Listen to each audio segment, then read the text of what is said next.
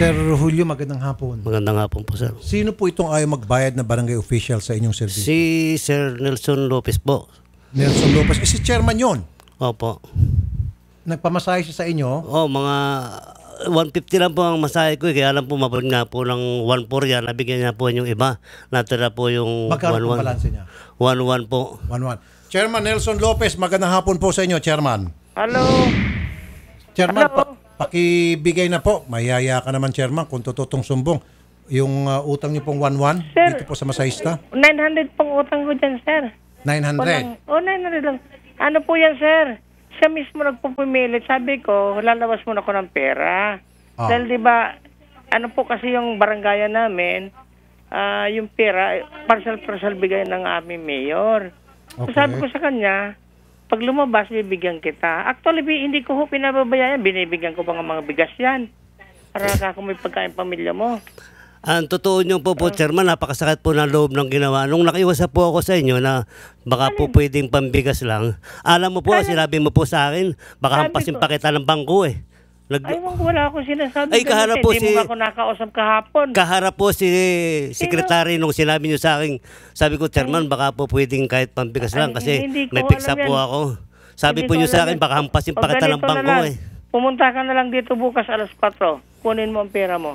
Okay? Baka naman pag pumunta siya dyan, mumurahin mo pa siya. Ay, hindi ho. Ay, kabiroan nga namin dito. Kabiroan Ang ng anak totoo ko nga yan po, okay naman po, wala pong problema. Kaya lang Wala po naman kagabi, pong problema dito nung yan. nakipag-usap ako sa inyo, hindi naman lang po Hindi nyo ko po binigyan alam ng pansin. sinasabi. Sabi po nyo sa akin hindi na ako papamasahe sa'yo. Ang daming nagpapautang sa akin, hindi naman ako sinisingil lang ganyan.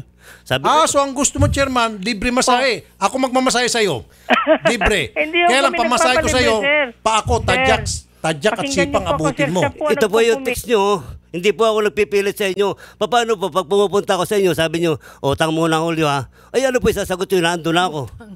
Ay, ikaw pa lang nagpupumilit. Ikaw pa lang utangero eh. Oh. Utangan Hindi po mo. ako siya po Utangero. nagpupumilit sa amin. Utangero mo. Ito po yung text nyo kagabi sa akin. Baka gusto nyo pong pabasa ko pa. Ayun. Sabi nyo po, hindi na ako mo lang magpapamasa sa'yo. internet mo lang yan dahil Bicol ang text ko. Bicol Tagalog. Hindi mo lang Ay, ako nga po, naiintindihan. Bicol yung Sandali. tatay ko eh. Ano pang Sige, nakalagay dyan? ano nakalagay? Sabi po niya sa akin Sige, translate ko. ay hindi na ako, hindi Tagalog naman po eh. Tagalog. Sabi po niya, hindi na ako magpapamasahe sa'yo. Ang dami nagpapautang sa akin, hindi ako sinasabihan ng isang buwan ng mahigit to.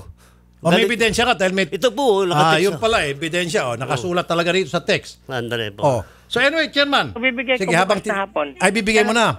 Kausap ko po yung tresurero ko pinalalabas. Magkano ko bukas ng ibibigay pera. mo na? Yung 900 po. 900. 900 lang naman po utang ko 900 lang daw, sir, ang utang? 900 lang po. Sir ba? Julio? Sir Julio, 900 lang daw. Pagkakaalam po, 1-1 pa eh. Kung ganun po, okay naman po. Nang 1-1. Wala problema yun. Good. 1-1. Sige. 1-1-1 ibibigay. problema, sir. Kailan niyo po ibibigay 1-1? Ngayon na po. Bukas po. Bukas. Pumunta na lang siya dito. Okay. Dito siya sa akin madalas Ebidensya kumain. Tapos ganyan pa. Sige, 1-1 ibibigay nyo. Sige po, walang problema. Pero walang kasamang mura. Baka mamaya, pag bigay mo sa kanya, sabay mura. Excuse me Hindi po, po sir. kami Hindi po ako nagmumura pupunta dito, dyan. Yung sir. asawa ko na lang po kasi po, sabi nga po niya sa akin, papaloin daw niya ako ng bangko eh. Gano'n na lang po, sir. Papuntahin mo Sige, siya dito yung bukas. misis na lang daw po niya pupunta dyan, pakibigay na lang po yung Wala 1-1. po problema. Basta pakilala lang na asawa niya. Okay. Okay. Sige. Hindi ko man po kilala eh. Sige. Gusto mo ng masahe, Chairman? Ano po, sir? Gusto niyo po masahe? Ako, Hindi, magaling ako magmasahe. Ay, pasensya ka na, sir. Ha?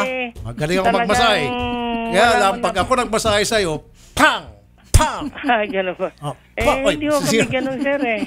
Dito po sa Chairman. barangay namin, hindi gano'n. Gusto mo pa Ganun ako na pang lang po, pamasahe sir. sa'yo? Para lalaki pa Libre. yan eh. Papuntahin na lang dito, Bok. Hindi, ako pa magbabayad sa'yo, pang medical mo. Pasensya na. Sige po, Chairman, ha? Okay po. Okay.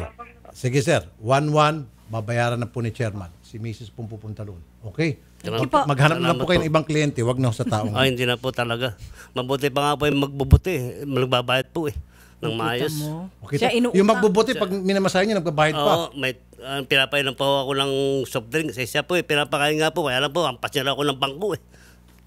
Wala suba. Tsaka inuutang pa, no? Inutang pa po. Inuutang. Utang, tapos may kasama pang hampas, pagbabanta ng hampas ng bangko. Ay, hinampas mo mismo kayo. Hindi naman po. Sabi lang po yung hampasin pa kita ng bangko eh. Sabi pa sa akin eh. Yun nga po, hindi ko malimut-limutan. Ay, mata pobre ho itong taong ito. Sige, sir, wag na ho kayong bumalik doon.